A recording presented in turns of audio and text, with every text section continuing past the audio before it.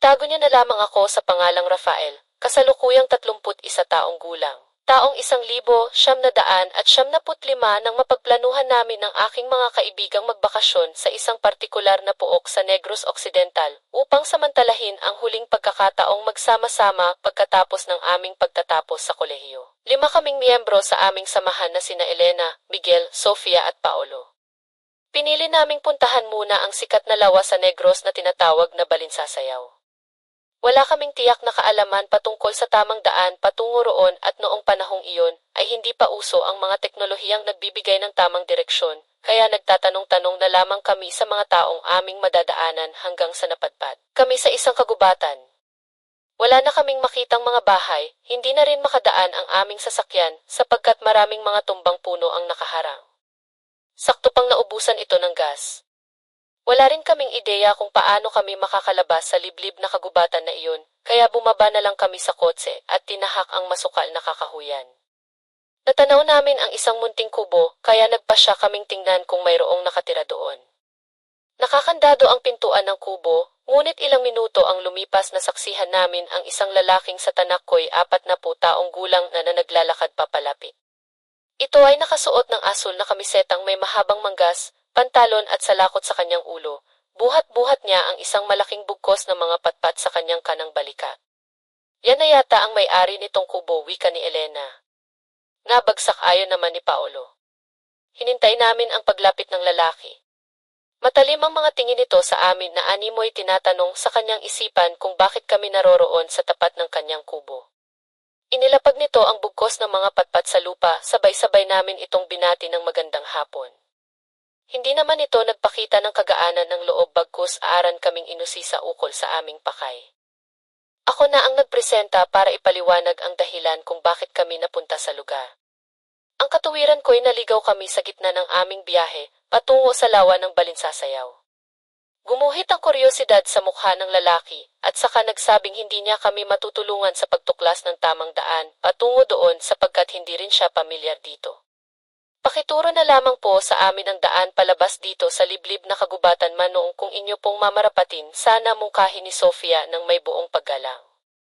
Hindi ko kayo masasamahan sapagkat kailangan ko na ring ipahinga ang aking katawan mula sa pangangahoy, ngunit bibigyan ko na lamang kayo ng mapatugon ng lalaki, at saka pinaalalahanan kaming maghintay habang kinukuha niya ang mapa sa loob ng kanyang bahay. Lumipas ang ilang minuto, lumabas ito tanga ng mapapa sabay abot nito sa amin.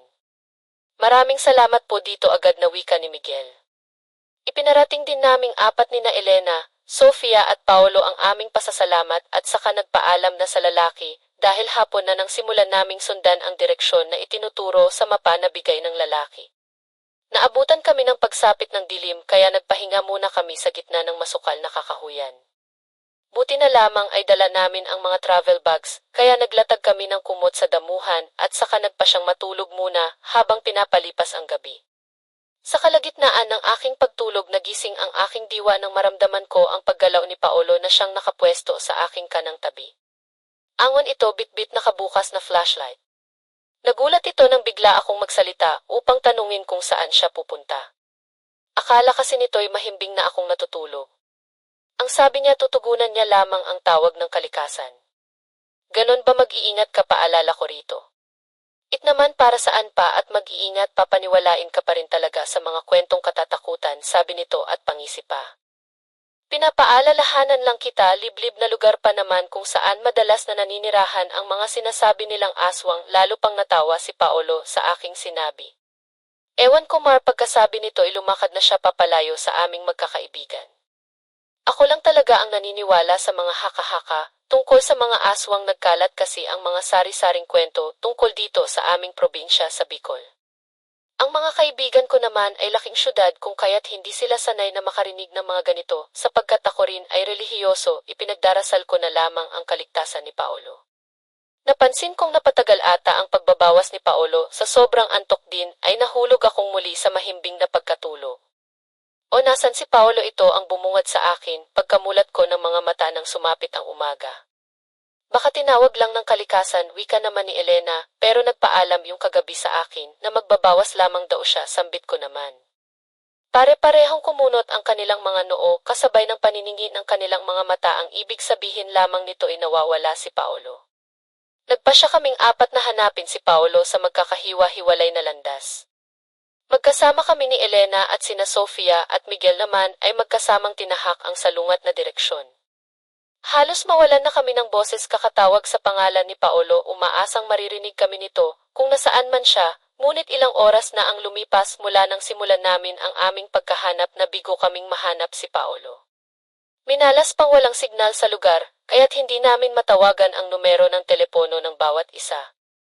Nang abutan ng pagod nagpasya kami ni Elena na bumalik sa pinagkasunduang tagpuan naming magkakaibigan. Nadatnan namin doon sina Miguel at Sofia na hinihingal at nagpupunas ng pawis. Hindi niyo rin ba siya makita nang hihinang tanong ni Sofia sa sabay kaming umiling ni Elena? Laylay ang mga balikat naming nagpahinga sa ilalim ng higanteng puno. Sari-saring mga katanungan ang bumabalot sa aming isipan habang pinoproseso pa rin sa aming mga utak ang biglaang pagkawala ni Paolo. Napagkasunduan naming huwag munang magpatuloy sa paglalakbay sapagkat kumakapit pa rin kami sa kakarampot na tansang babalik si Paolo doon sa huling lugar kung saan namin siya huling nakakasama. Inabot na naman kami ng gabi, ngunit nabigo lamang kami ulit nang sumapit ang hating gabi ay napansin kong mahimbing nang natutulog sina Sofia at Elena pati si Miguel, samantalang ako ay ginugulo pa rin ang pagkawala ni Paolo hanggang sa maya-maya pa ay may narinig akong kakaibang ingay. Kinuha ko ang flashlight at saka sinuri ang paligid. Ilang sandali pa inahagilap ng liwanag na nililikha ng flashlight ang isang baboy ramo na may kulay dugong mga mata. Batid kong hindi ito isang ordinaryong hayop base sa kulay ng mga mata nito, kung hindi ako nagkakamali isa itong aswang. Agad akong kumaripas ng takbo at agresibong sinundan ng baboy ramo ang aking mabibilis na mga hakbang. Humingi ako ng saklolo sa pamamagitan ng pagsigaw, subalit pakiwari ko'y nabigo akong pukawin ng atensyon ng aking mga kaibigang mahimbing pa ring tulog dahil sa kadiliman ng gabi ay dumagdag pa ang aking kaba at pagkataranta. Hindi ko namalayan ang tumbang sanga ang aking nasa harapan kung kaya't natisod ako't natumba sa damuhan. Nabitiwan ko ang bitbit kong flashlight, ngunit nanginginig man ng mga tuhod ay pinilit kong tumayo upang kunin ito. Ilang metro na lamang ang agwat ko sa baboy ramo at dahil sa kakayanan nitong tumakbo ng mabilis nagtagumpay itong abutan ako. Kinuha ko ang mga nagkalat na patpat at saka pinagpapalo ang baboy ramo kasabay ng pagsunggab nito. Patuloy pa rin ako sa paghingi ng saklolo hanggang sa wakas ay masilayan ko ang imahe ng aking mga kaibigang pinagtutulungan ng baboy ramo na batuhin ng mga putol na kahoy dahilan upang ito'y tumigil sa pagsunggab. Mabilis na tumakas ang baboy ramo at sa kabila ng aming pagtatangkang ito ihabulin na bigo lamang kami. Sinasabi ko na nga ba hindi ang lugar na ito ang baboy ramo na iyon ay isang aswang sambit ko habang naghihingalo pagkatapos ng ilang minutong pagtakbo. Hindi kaya ang aswang na iyon ang may kagagawan sa pagkawala ni Paolo, wika ni Elena. Napatango-tango kaming lahat sa mga sandaling iyon ay batid naming wala ng punto pa ang paghahanap sa aming nawawalang kaibigan sapagkat masakit mang tanggapin, natitiyak naming ito'y wala ng buhay marahil ay nilantakan na ng aswang na nagkukubli sa wangis ng baboy ramo ang mga lamang loob ni Paolo at hindi malabong sa mga susunod pang araw. Kung hindi pa kami makakaalis sa kagubatan na iyon ay kakaharapin din namin ang parehong sinapit ng aming kaibigan. Pero hindi niyo ba napapansin parang paikot-ikot lang din naman tayo sa kagubatan na ito kahit pasundin natin ang direksyong nakasaad dito sa mapa na paisip kaming lahat sa sinabi ni Miguel. May katotohanan ang kanyang tinuran kahit anong landas ang aming tahaking, hindi pa rin namin matagpuan ang daan papalabas sa kagubatan. Hindi na namin alam ang aming gagawin. Bukod sa lalaking nagbigay sa amin nung mapa, wala na kaming nakasalubong na taong maaaring magturo sa amin ng tamang daan. Tunay ngang napakaliit ng lugar na ito, kung kaya't hindi na nakapagtatakang may aswang na naninirahan dito. Subukan nating mas unawain ang direksyong nakasaad sa mapa. Mukha, nagkamali lang tayo nung una swestyon ni Sofia, dahil wala naman kaming ibang pagpipilian. Nagpatuloy na lamang kami ulit sa paglalakbay sa tulong nung mapangbigay ng lalaking nakilala namin sa kalagitnaan ng aming pagkaligaw. Inabot muli kami ng paglubog ng araw at sa bawat pag-ihip ng hangin naninindig ang aking mga balahibo sa kakaibang presensyang animoy nagkukubli sa likod ng kadiliman. Naubos ang baterya ng flashlight ni Sofia samantalang ang sa aming tatlo ni na Elena at Miguel naman ay pahina na ng pahina ang nililikhang liwanag kung kaya't sa aming bawat paghakbang ay tinitiyak naming magkakahawak kamay ang bawat isa upang siguruhin wala na namang mawawala. Lumipas muli ang isa pang araw tuluyan nang naubos ang enerhiya ng baterya ng aming mga flashlight, kaya't ginamit na namin ang aming mga dipindot na cellphone na kaya ring maglikha ng ilaw, subalit napakahina lamang. Sapat pa naman ang aming mga dalang dried na pagkain at tubig na sasapat pa ng ilang linggo. Ang problema na lamang namin kung paanong makalalabas sa kagubatan na iyon. 2 gabi na ring wala kaming tulog sapagkat natatakot kaming habang wala kami sa kamalayan ay bigla na lamang sumalakay ang aswang kung kaya minsan namin manatiling mulat ang mga mata. Hindi ko na kayang labanan ang aking pagkaantok saad ni Elena, kasabay ng mulit-mulit na paghikap. Ako rin pagsang-ayon naman ni Sofia. Bilang mga lalaki sa samahan nagpasya kami ni Miguel na magbantay sa paligid habang natutulog ang dalawa naming kaibigang babae. Naglatag kami ng kumot sa damuhan at nahiga roon sina Elena at Sofia habang kami naman ni Miguel ay parehong nakaupo sa tabi. Sa kabila ng aking labis na pagkaantok pinilit ko ang sariling huwag makatulog upang maging alerto sa posibleng kapahamakan.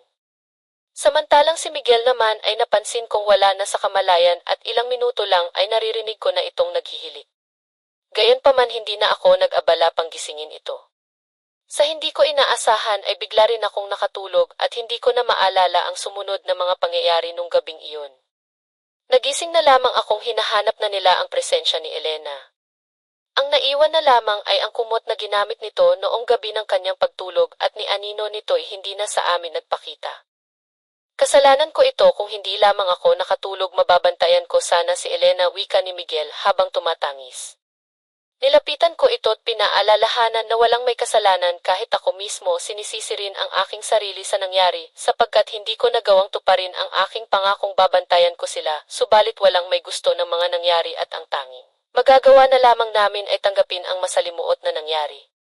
Walang may kasalanan sa atin imbes na sisihin ang sarili mag-ingat na lamang tayo sa mga susunod mungkahi ni Sofia na siya namang sinang-ayunan ko. Halos 1 linggo na naming tinatahak ang daan palabas ng kagubatan, subalit kahit anong direksyon ang aming sundin tila ba nagpapaikot-ikot lamang kami sa lugar. Isang araw sa gitna ng aming muling paglalakbay napukaw ang aming atensyon sa isang bungkos na mga patpat na nakalatag sa lupa. Ang ibig sabihin lamang nito ay mayroong nangangahoy doon sa kagubatan at kung makikilala namin ito maaari kaming matulungan sa paglabas sa kagubatan. Nanatili kami sa tabi ng bungkos ng mga patpat at hinintay ang pagdating ng may-ari nito, subalit inabot na kami ng 1 oras, ay nabigo lamang ulit kami bagkus ay isang ligaw na baboy ramo lamang ang tumambad sa amin. Kung hindi kami nagkakamali ito ang parehong baboy ramo na sumalakay sa akin nung isang gabi. Pumosisyon ito sa aming harapan at saka inilabas ang matutulis nitong mga pangil. Agad nitong sinunggaban si Miguel kaya naman dali-dali kaming kumuha ng matigas na biyak na kahoy ni Sofia upang paluin ang baboy ramo, subalit hindi katulad nung unang pagkakataong nakaengkwentro namin ito, tila ba nakapag-ipon na ito ng mas malaking halaga ng lakas. Nasugatan si Miguel sa kanang balikat nito mula sa matutulis na pangil ng baboy ramo, ngunit patuloy pa rin itong nilabanan ng baboy ramo na nakaposisyon sa kanyang ibabaw. Walang naitulong ang mga pagpalo namin ni Sofia dahil sa taglay na lakas na nagbabalat kayong aswang hanggang sa napako na lamang kami sa aming kinatatayuan nang dumanak ang dugo sa paligid dulot ng malaking sugat na tinamo ni Miguel sa kanyang bandang leg. Nagpatuloy ang baboy ramo sa pagwasak sa kanyang balat at habang tumatagal ay parami ng parami ang dugong nagkalat sa lupa. Mas mabuti pa kung tumakbo na tayo mungkahi ni Sofia, subalit iniisip ko pa rin ang kapakanan ni Miguel at hindi magandang ideya na basta na lamang siyang iwanan sa kamay ng aswang na nagkukubli sa wangis ng baboy ramo. Hindi ako nakapagbitiw ng tugon ng ilang minuto sapagkat pinoproseso ko pa rin sa aking utak ang sinapit ni Miguel habang binabalot ng mga ungol nito ang kawalan. Hayaan na natin siya Rafael, kahit anong gawin natin hindi na siya maililigtas. Bumalik ako sa ulirat ng bigla na lamang hilahin ni Sofia ang aking braso at saka kumaripas ng takbo. Naghanap kami ng mataguan hanggang sa nakahanap kami ng higanting bato sa tabi ng isang sapa at nagpa siyang magtago sa likod nito. Ilang minuto pa nasaksihan namin ang pagdating ng baboy ramo na animoy iniinspeksyon ang paligid. Siguro nararamdaman nito ang aming presensya, kaya naman pinilit namin ni Sofia na huwag makalikha ng kahit na anong ingay na maaaring makatawag pansin. Sa baboy ramo. Maya-maya pa umalis ang baboy ramo at ilang sandali lamang ay isang pamilyar na lalaki ang aming nasaksihang papalapit sa sapa mula sa hindi kalayuan. Ang lalaking nasa 40 anyos ay nakasuot ng lumang kamiseta at pantalon at wala itong sapin sa mga paa. Ang mga kamay at paa nito'y puno ng mansa ng dugo. Tumungo ito sa sapa at saka naghugas ng kanyang katawan. Ang lalaking ito ay ang lalaking siyang nagbigay sa amin ng mapa, ang lalaking may-ari ng kubong natagpuan namin sa kalagitnaan ng aming pagkaligaw. Bakit siya may mansa ng dugo? Hindi kaya siya ang aswang ang nagbabalat kayo bilang baboy ramo? Tanong ni Sofia sa mahinang boses. O baka naman galing siya sa pangangaso at pinaslang niya yung baboy ramo? Balik kong tanong sa kanya. Akma na sanang tutugon si Sofia nang mapansin namin ang pagtigil ng lalaki mula sa paghugas ng kanyang katawan. Nagpalingon-lingon ito sa paligid na tila ba may hinahanap. Tumayo ito at saka naglakad ng dahan-dahan patungo sa higanting bato kung saan kami nagtatago. Tinakpan namin ang aming mga palad, ang aming bibig habang nanginginig sa takot ang bawat hakbang nito palapit ng palapit sa amin, hanggang sa hindi ko inaasahan ang biglang pag-alis ni Sofia sa aming pwesto at saka kumaripas ng takbo papalayo. Dahil dito natuklasan ng lalaki ang aming kinaroroonan. Tumakbo rin ako ng mabilis at sa isang saglit kong lumingon sa aking likuran ay nasilayan ko ang lalaking hinahabol kami habang nakalabas ang mga pangil. Tama nga ang hinala ni Sofia na ito ang aswang na nagbabalat kayo bilang isang baboy ramo. Pumunta si Sofia sa kanang daan at pinili ko naman ang salungat na direksyon. Sumunod ang lalaki sa daang tinungo ni Sofia habang ako'y nagpapatuloy sa pagtahak ng landas patungo sa walang katiyakan. Halos isang oras din ang lumipas at hindi ko na muling mahagilap si Sofia at ang aswang. Nangangamba ako para kay Sofia kung kaya't tinawag ko ang pangalan niya at nagpaikot-ikot ako sa kagubatan, subalit ang natagpuan ko na lamang ay ang duguan at punit-punit na damit ni Sofia na kanyang suot-suot bago kami naghiwalay ng landas. Ako na lamang ang natitirang buhay sa aming magkakaibigan at wala akong ideya kung papaano ko malalagpasan ang pagsalakay ng aswang, gayong mali naman ang direksyong nakasaad sa mapa. Nilinlang lang kami ng lalaki at sinadya niyang lalo kaming iligaw sa pamamagitan ng mapa upang mapadali ang kanyang pagsalakay. Sa kabila ng kawalan ng pag-asang makakaalis sa gitna ng liblib na kagubatang puno ng kahindik-hindik na mga pangyayari, pinagpatuloy ko ang aking paglalakbay. Palagi ko ring tinitiyak na mayroon akong hawak na matigas na biyak na kahoy bilang panangga sa aswang kung sakali mang muli itong sumalakay. Isang gabi na naman ang sumapit, hindi ko hinayaang maghari ang antok sapagkat kailangan kong maging alerto sa mga darating na panganib. Nagpahinga ako sa likod ng isang malaking palumpong ng mga damo at saglit na uminom ng tubig upang mapawi ang aking pagkauhaw. Bukod sa tunog ng malakas na simoy ng hangin ay narinig ko rin ang huni ng mga kuliglig at maliban sa sinag ng buwan at mga bituin, wala akong maaninag sa kapaligiran, bagkus ang mga alitaptap na nagliliparan sa konting sandali muling bumalik ang gala sa aking puso habang pinagmamasdan ang nililikha nilang liwanag, subalit agad ding naglaho ang mga ngiti sa aking mga labi nang maulinigan ko ang kakaibang yabag ng mga paa. Inihanda ko kaagad ang aking sarili laban sa masamang presensyang paparating. Maya-maya pa isang lalaki ang dumating at nanindig ang aking mga balahibo sa kulay dugo nitong mga balintataw. Hindi ko pa man lubos na nasisilayan ang pagmumukha nito, batid ko na agad na ito ang aswang na pumaslang sa aking mga kaibigan. Magaling dapat kang magpasalamat na hanggang ngayon ay buhay ka pa, pang uyam ng lalaki, kasabay ng mapang insultong halakha. Pakiusap, hayaan mo na akong mabuhay, tutal pinaslang mo na ang 4 kong kaibigan, pagmamakaawa ko, bagamat batid kong hindi nakararamdam ng simpatsya, ang mga katulad niyang kampo ng kadiliman. Binalot ng panandali ang katahimikan ng paligid, ang aswang ay nagbigay ng reaksyong animoy, pinag-iisipan ang kanyang sunod na gagawin sa akin, subalit sa hindi ko inaasahan, bigla nitong inilabas ang kanyang matutulis na pangil. Pasensya na iho, hindi ako nakakaramdam ng awa, wika nito.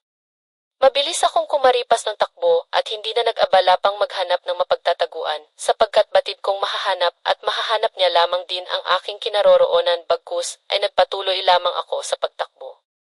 Ang importante, makalayo ako sa kanya at hindi niya ako maabutan.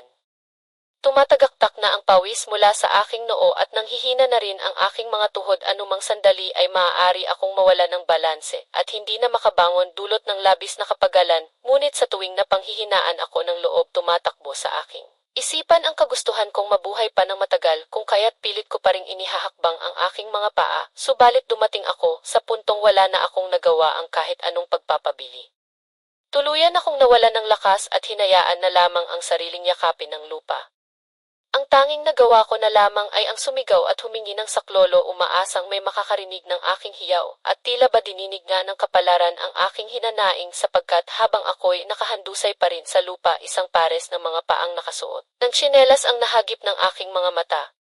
Tumingala ako upang tuklasin kung sino ang nagmamay-ari nito, at tumambad ang isang hindi pamilyar na lalaki na may dalang itak na nakasukbit sa kanyang bewang. "Anong nangyari sa iyo? Ayos ka lang ba, iho?" wika ng lalaki sa nag-aalalang tono. Hinabol po ako ng aswang, tugon ko habang tumatangis. Tinulungan ako nitong makatayo at ilang sandali pa dumating ang lalaking aswang. Siya po ang aswang, wika ako sa lalaking tumulong sa akin. Agad nitong binunot ang kanyang itak at bumuelo bago sa lalaki ng aswang. Sinunggaban naman ito ng aswang, subalit magaling umilag ang lalaki sa pamamagitan ng kanyang matulis na itak. Nagawa niyang tamaan ng taga ang aswang sa tagiliran nito. Tumagas ang dugo mula sa sugat na natamo ng aswang at namilipit ito sa sakit. Nang hindi na ito makalaban ay tahasang sinaksak ng lalaki ang aswang sa dibdib nito upang tuluyan ng wakasan ang buhay. Unti-unting nawalan ng hininga ang aswang at hindi na muli pang dumilat ang mga mata nito. Nagpasalamat ako sa lalaking tumulong sa akin at isinalaysay ko kung paano ako nakarating sa kagubatan kasama ang aking mga yumaong kaibigan at ang tungkol sa mapang binigay ng aswang kung saan ay maling direksyon ang nakasaad. Ang sabi ng lalaki, nilinlang lamang umano kami ng aswang sa pamamagitan ng pagbibigay ng mapa, hanggat hindi nasusunog ang mapa hinding-hindi umano ako makakaalis sa kagubatan, kaya naman pinayuhan niya akong sunugin ito. Sakto namang may dala siyang pusporo, sapagkat nagkataong nasa kalagitnaan siya ng pangangahoy noong mga sandaling iyon. Sinunog ko ang mapa at sumama ako sa lalaki sa pagtahak ng daan palabas ng liblib na kagubatan. Nagtagumpay akong makabalik sa bayan at hanggang ngayon ay hindi pa rin nalilimot ng isipan ang masalimuot na alaala tungkol sa sinapit ng aking mga kaibigan, gayon paman buong buhay kong ipagpapasalamat sa lalaking tumulong sa akin ang pagkaligtas ko mula sa marahas na mga kamay ng aswang. Hanggang dito na lamang po ang aking kwento at maraming salamat po sa lahat ng mga nakinig. Ako po si Rafael, ang inyong kaistorya. Tawagin niyo na lamang po ako sa pangalang Armando, tubong Bicol at kasalukuyang 57 taong gulang. Paborito akong apo noon ng lolo ko na si Lolo Vicente na lolo ko sa ama. Hiwalay ang bahay niya sa bahay namin ni nanay at tatay at 4 kong mga kapatid, kaya't noong pumanaw ang asawa ni Lolo Vicente na si Lola Carmen, dulot ng katandaan tumira ako sa bahay ni Lolo Vicente para samahan at alagaan siya. Ayaw niya rin kasing makitira sa bahay namin. Noong 17 taong gulang ako, hindi na makalakad si Lolo. 78 na taon na kasi siya noon. Nahihirapan na rin siyang lumunok ng pagkain at hindi na rin siya makapagsalita. Wala rin kaming gaanong pera upang ipagamot ang lolo ko ng regular. Magmula nang magpakita ng kahinaan si Lolo Vicente, napansin ko ang palagi ang pagdaan ng isang brusko at gusgusin na lalaki sa harap ng bahay namin. Punit-punit ang kamiseta nito at halatang luma na ang suot na pantalon. Hindi pamilyar ang mukha nito sa akin. May katangkaran ito, tapos binabalot ng makapal na bigote at balbas ang kanyang mukha. Minsan natiyempuhan ko siyang pasulyap-sulyap sa loob ng aming barong-barong kapag sumisilip ako sa bintana. Hindi ko na ikwento ang tungkol dito kahit kanino. Isang araw naganap na nga ang pinakakinatatakutan ko sa lahat. Gumising na lang akong hindi ko na nararamdaman ang mabigat na mga paghinga ni Lolo Vicente. Tila ba pinagbagsakan ako ng langit at lupa sapagkat naging sobrang malapit ako sa lolo ko. Ko sinananay upang ibalita ang pagkamatay ng aking Lolo Vicente. Pagkatapos dalhin sa morgue, napagpasyahan nila nanay at tatay na ang burol ay gaganapin sa bahay namin at hindi sa bahay ni Lolo Vicente dahil mas malaki ang espasyo roon na sasapat para sa malaking bilang ng mga bisita. Ni hindi ko kayang dungawin ang walang buhay na katawan ni Lolo Vicente na nakasilid sa isang higanting puting ataol. Hindi ko pa rin kasi matanggap ang kanyang pagkawala. Inutusan ako ni nanay na ipagtimpla ng kape ang mga bisita at alukin sila ng biskwit habang siya ay abala sa pag-aasikaso nung lugar na paglilibingan ni Lolo. Samantalang si tatay naman ay nakikipag-inuman sa mga kumpare niyang dumalaw upang makiramay. Habang inaalok ng kape at biskwit ang mga matatandang bisita na naglalaro ng tongits, upang aliwin ang kanilang mga sarili mula sa pagkaantok, pumukaw ng aking atensyon ang isang lalaking dire-diretsong naglakad patungo sa kabaong ni Lolo. Napako ako sa aking kinatatayuan at pinagmasdang mabuti ang lalaki habang hinahaplos nito ang salamin ng kabaong. Tumagal lamang ng 5 segundo nang mapagtantong ang lalaking iyon ay ang parehong lalaking palagi kong nakikitang dumadaan at pasulyap-sulyap sa bahay namin bago namatay si Lolo Vicente. Doon lamang ako nagkaroon ng tapang na kausapin ito at usisain tungkol sa relasyon nito sa aking Lolo Vicente. Hindi pa man ako lubusang nakakalapit dito na patakip na agad ako ng ilong dahil sa kakaibang amoy at tinitiyak kong nanggagaling iyon sa kanya. Umaalingasaw ang malansa na kakasukang amoy. Sinadya ko ang 3 hakbang na pagitan naming dalawa. Inalis ko rin ang palad kong nakatakip sa aking ilong bilang pagpapakita ng respeto at tiniis na lang ang amoy. Magandang gabi ho tatang, pagbati ko rito at siya namang paglingon nito sa akin.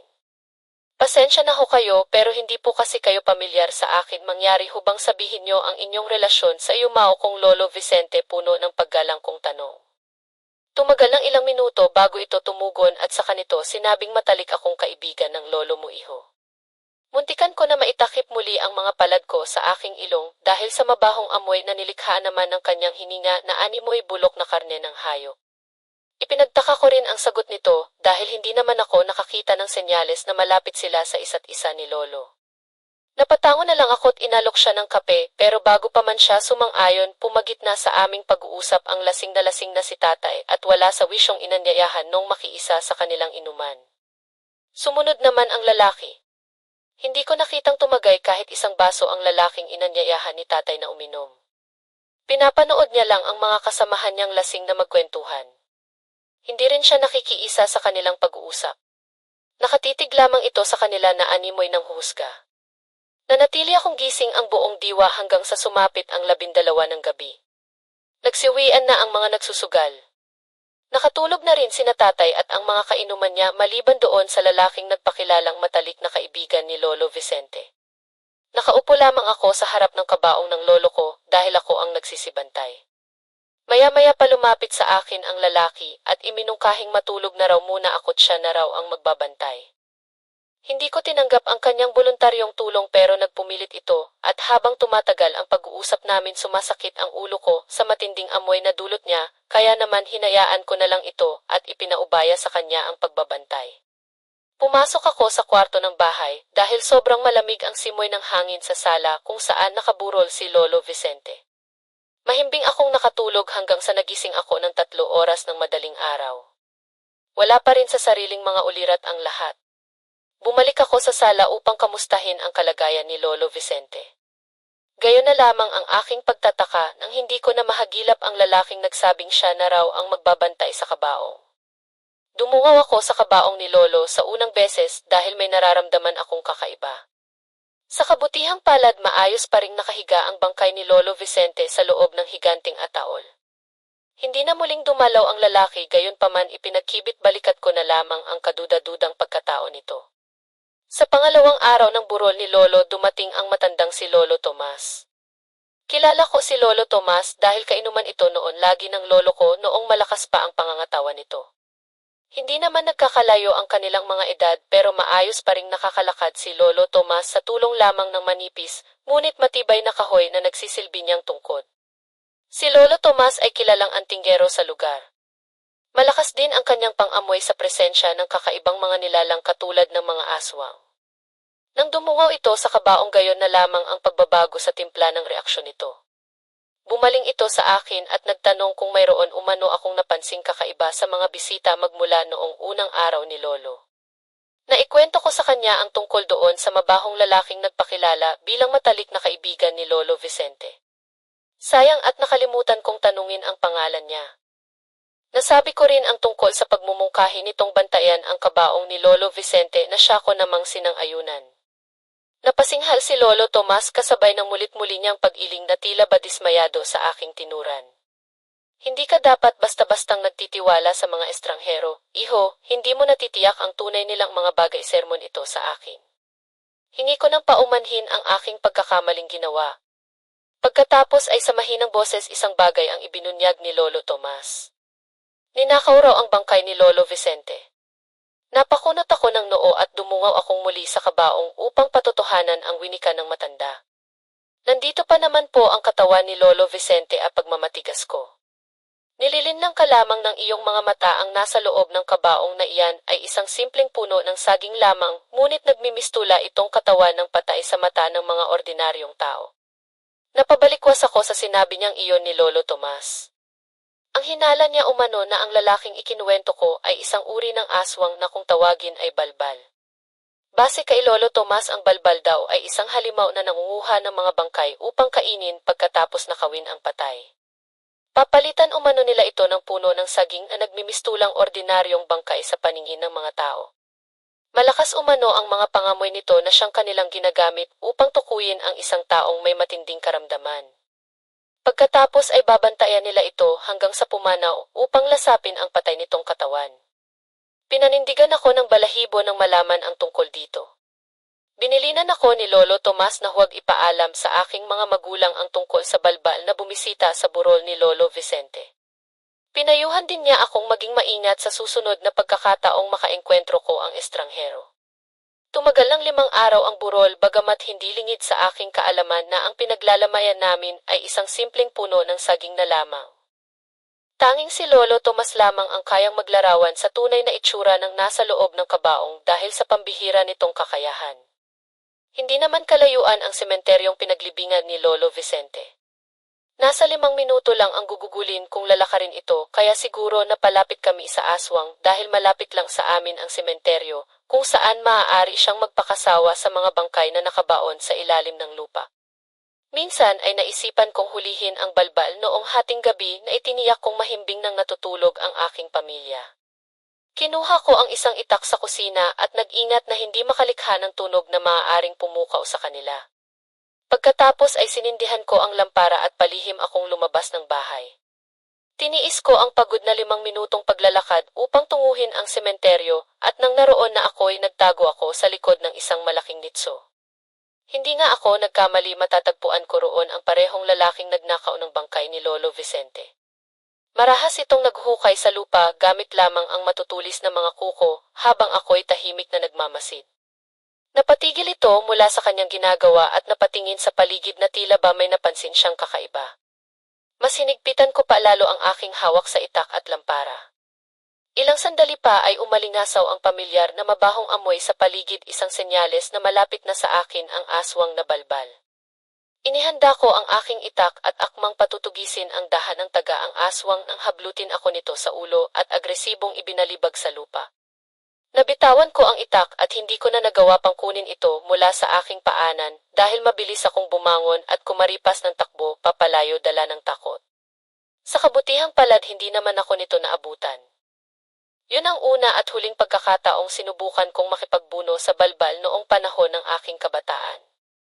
Nang tumuntong ako sa edad na 25, hindi ko pa rin nililisan ang baryo bagamat ang kinasanayan noon. Kapag ang lalaki tumuntong na sa ganitong edad, inaasahan na itong pumunta sa Maynila upang magtrabaho.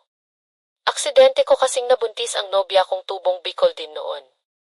Nang maipanganak niya ang aming panganay, sinubukan kong mamasukan sa iba't ibang trabaho, ngunit dahil hindi ako nakapagtapos ng high school, nahirapan akong humanap ng mapapasukan kung saan malaki ang perang kinikita. Dahil wala nang ibang mapagpipilian, tinanggap ko na lamang ang alok na trabaho ng isang mayamang lalaki na si Don Ricardo. Naging maayos naman ang buhay namin sa probinsya, kahit pakonti-konti na sentimo lamang ang aking kinikita sa pagsasaka sa kalapit na bukid na ang nagmamay-ari ay si Don Ricardo. Ang tatay nito'y kaibigan noon ni Lolo Vicente, kaya napagbigyan ako nitong makisaklolo sa lupang sakahan. Mayroon din itong 3 babaeng anak na pare-parehong nag-aaral, at ang asawa nito'y nakaratay na lamang dahil lumala ang sakit nitong diabetes. Ang sakahan ay katapat lamang ng bahay ni Don Ricardo na may 2 palapag. Madaling araw pa lamang pumaparoon na ako sa bukid kaya't maagang nagsisitahan ang kanilang mga aso. Minsan ay natanong ako ni Don Ricardo kung pumaroon ako sa bukid pasado 2 oras ng bukang liwayway. Sumagot naman ako ng kararating ko lamang po ngayong 3 oras 30 minuto. Gumuhit ang pagtataka sa mukha ng lalaki, ang sabi niya binulabog daw kasi sila umano ng tahol ng kanilang mga aso noong pasado 2 oras. Pagkatapos ay may nakita raw siyang lalaking naglalakad sa labas ng kanilang bahay. Dahil madilim ang paligid hindi niya umano gaanong naaninag ang itsura nito, kaya't inakala niyang ako ang lalaking iyon. Ipinagtaka ko rin ang tinura ni Don Ricardo. Hindi pa roon natapos ang karanasan niyang ito. Nagsunod-sunod umano ang pagtahol ng aso sa madaling araw, pero hindi niya matsyempuhan ang parehong lalaking nakita niya noong unang beses. Ang hinala ng mga kapwa ko magsasaka sa bukid, inaaswang ang pamilya ni Don Ricardo anila. Baka may buntis sa mga anak nito pagkatapos ang puntirya ay yung bata na nasa sinapupunan, ngunit imposible iyon dahil kilalang matitinong dalaga ang mga anak nito. Naalala ko iyong tungkol sa balbal na naengkwentro ko noong pumanao si Lolo Vicente, pero ipinagkibit balikat ko na lamang ito hanggang sa isang araw nagulantang ako sa presensya ng isang lalaking nadatnan ko na nagtatrabaho sa bukid.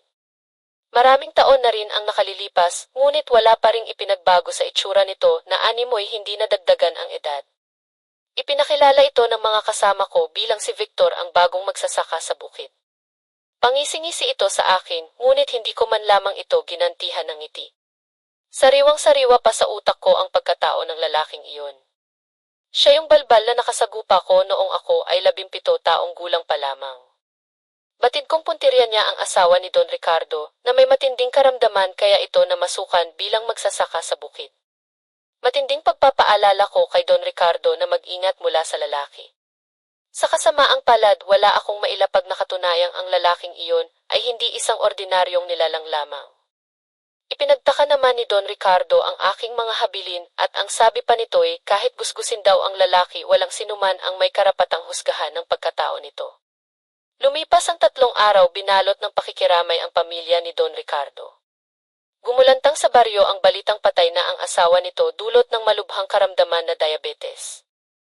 Ginanap ang burol sa kanilang bahay at dumalaw ako kasama ang aking pamilya upang iparating ang aming pakikiramay. Dumalaw rin ang mga kasamahan ko sa pagsasaka at kasama na roon si Victor. Binantayan kong maigi ang bawat galaw ng lalaki dahil batid kong puntirya nito ang bangkay ng asawa ni Don Ricardo. Nagkayayaan ang mga kasamahan kong uminom upang kahit paano umano'y mawaglit sa isipan ni Don Ricardo ang pagkamatay ng kanyang asawa. Nagpalibot kami sa mesa at katabi ko'y si Victor. Tiniyak kong hindi ako malalasing upang mabantayan ang mga kilos ng lalaking balbal. Maya-maya pa ay nakatulog ang lahat. Pakunwari akong nakaidlip sa mesa.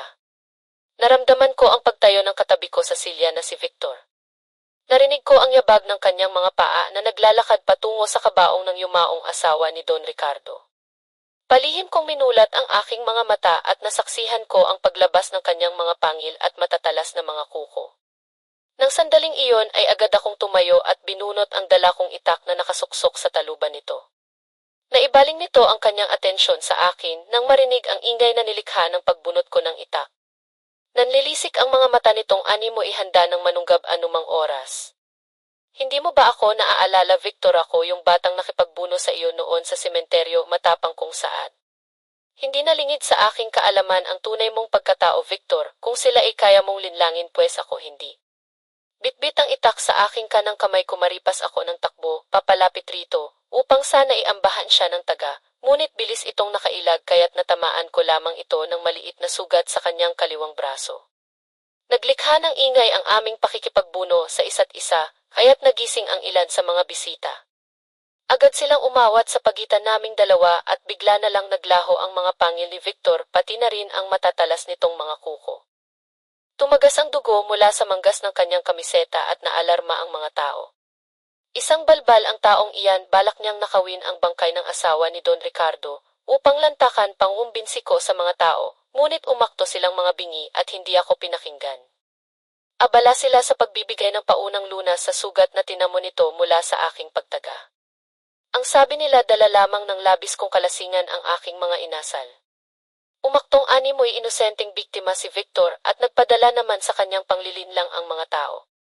Sumama ang loob ni Don Ricardo sa nangyari at sa kainatasan ang isa sa mga kaibigan niyang alalayan akong umuwi pero ipinilit kong uwi akong mag-isa dahil nanindigan akong hindi ako lasing.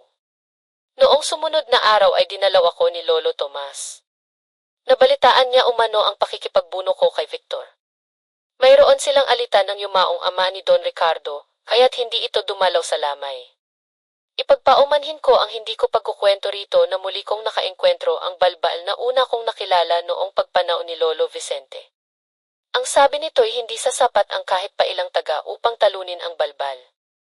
Ang kailangan ko raw ay isang punyal na isinaksak sa puno ng lalaking papaya na magdudulot ng sumpa upang ang sugat umano ay hindi na malunasan. Sinunod ko ang payo ni Lolo Tomas. Tumungo ako sa sementeryo at hinintay ang presensya ni Victor bitbit ang punyal na isinaksak ko sa puno ng lalaking papaya na siyang tanging nagsisilbi kong sandata. Hinahamon kita ng sagupaan, Victor, matapang kong paghahamon dito nang nagtagumpay nga akong matagpuan ko siya sa lugar. Baka karipas ka lamang ulit ng takbo kapag natikman mo na ang hagupit ng aking kamao pang uyam nito sa akin, kasabay ng bahagyang pagngisi-ngisi. Hindi na ako ang inosenteng bata noong una. Nanlisik ang mga mata ng lalaki pagkatapos ay nagsilabasan ng matatalas nitong mga kuko at ibinulgar ng kanyang bibig ang matutulis at mahahaba niyang mga pangil. Inihanda ko ang punyal habang inihaing direksyon. Inunahan ako nito ng pagsunggab na suntok dahil napakalaking tao nito kumpara sa akin. Hindi ito nahirapang tamaan ako sa pisngi bagamat sinubukan kong umilat. Napabagsak ako sa lupa ngunit mahigpit pa rin akong nakahawak sa punyal. Binuhat ako nito sa pamamagitan ng pagsabunot sa aking buhok at akmang muli akong tatamaan ang kanyang kamao nang bigla kong ibaon ang punyal sa kaliwa niyang dibdib. Tumagas ang dugo sa kanyang kamiseta at napabitaw ang kamay nito sa aking buhok dahilan upang bumagsak ako sa lupa. Napaungol ng malakas si Victor habang naglulupasay hanggang sa ang mga ungol nito'y naging mga halinghing at ilang minuto ang lumipas wala ng tinig ang narinig mula sa kanyang bibig. Unti-unti nitong pinikit ang kanyang mga mata at sa sandaling iyon ay batid kong nagtagumpay ako laban sa kanya. Naghukay ako ng libingan sa lupa at ibinaon doon ang bangkay nito upang matiyak na hindi na ito muling magdudulot ng kasamaan. Hanggang dito na lamang po ang aking kwento naway matutunan sana ng lahat na huwag basta-bastang magtiwala at magpadala sa panglilinlang.